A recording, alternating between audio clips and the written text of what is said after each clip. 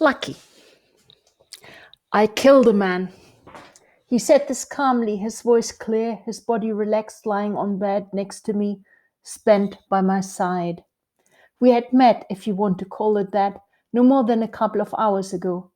Tired and with another 6-hour drive ahead of me, I had not fancied driving into the night and had pulled into one of those service stations that had everything: pumps, a brightly lit restaurant, and a dusty motel up a short hill.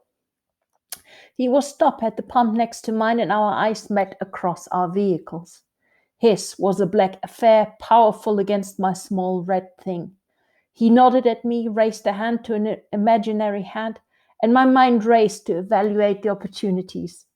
He went in to pay, and by the time my car was full up, he was already back at his. My hopes faded till I returned from paying and noticed he was still there, ignoring the honking line building behind, urging him on.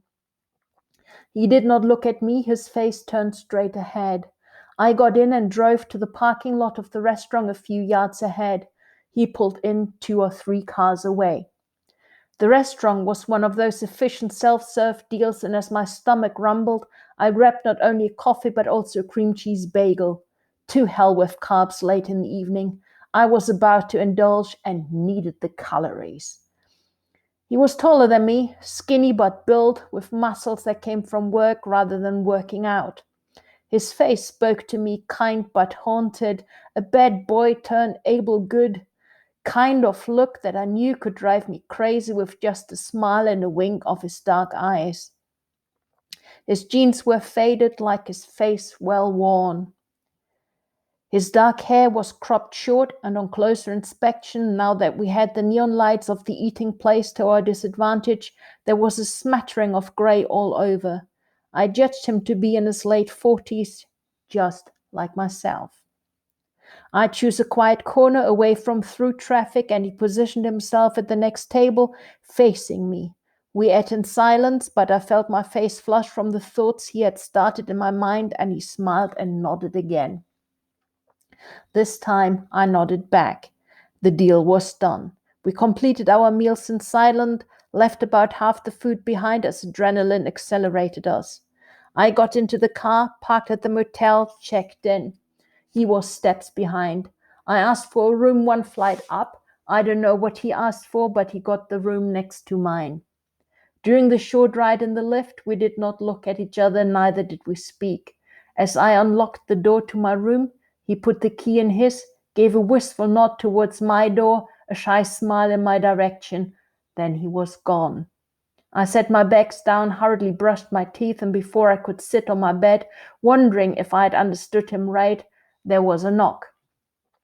I opened, he pushed in, the door fell closed. His lips on mine, his arms pulling me in hard. He did not have to push to get me to bed.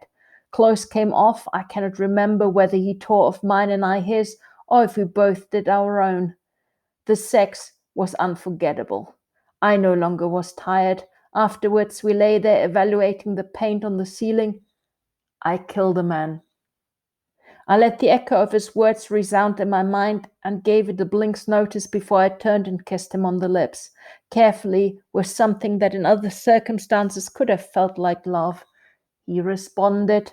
Our love-making this time was less hurried, and he took great care of me. The lights were on, our eyes locked into each other, our fingers entwined, our bodies moved in unified pleasure. We did not speak. Words would have messed it all up. We were hungry and took our fill. He was the kindest man I had ever been with. When we were done, he held me, and I felt his breath on my hands as he brushed his lips against my fingers. He did not fall asleep. He stayed awake with me through the night. He was different, so very different from all the others. At first light, he stood and walked into the bathroom. I heard the toilet flush and the shower start. Quickly, I put my clothes on, grabbed my things. On the dresser lay his watch, his wallet, and a grizzled leather bracelet. As I walked out the door, I snatched that bracelet and headed for my car. I hit the road but pulled off at the next exit. I did not want him to follow and find me. In a small dark lay-by, I scanned the bracelet. The fear that they would send someone after me was always there, but the temptation of a male body was simply too great. His face had spoken